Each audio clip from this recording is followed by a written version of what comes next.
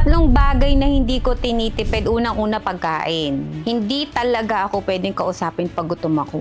Kung gusto mong marinig yung mga bagay na hindi mo pa naririnig sa buong buhay mo, kausapin mo ako ng gutom ako. Kaya ako pag may mga events ako, sinasabi ko talaga, may pagkain ba? Dahil kung wala, mahirap magsalita ng gutom, baka walang lumabas. Pangalawa, edukasyon. Ako rin sa sarili ko, nag-i-invest ako, nagbabasa ako ng mga libro, edukasyon ng mga anak ko. Pamana na rin natin sa mga anak natin, yung mabigyan sila ng tamang edukasyon. Tayo bilang magulang, responsibilidad natin na bigyan natin ng magandang edukasyon ng anak natin. Yan ang igagapang natin, wag na wag mong titipirin. Pangatlo, gamot. Simpleng lagnat, ginagamot yan. Inaagapan yan. Kung ayaw mong lumala, kailangan yan, sinusolusyonan mo na. Maintenance. Pag hypertensive ka, 7 araw sa isang linggo, dapat iniinuman mo yan. Once na nagkaroon ka ng isang butas, 7 araw kang iinom, 6 na araw mo lang ginawa, maniwala ka sa akin, kinabukasan, stroke ka na. Yan yung 3 bagay na hindi ko tinitipid. Sa buhay natin, kailangan maging responsable tayo.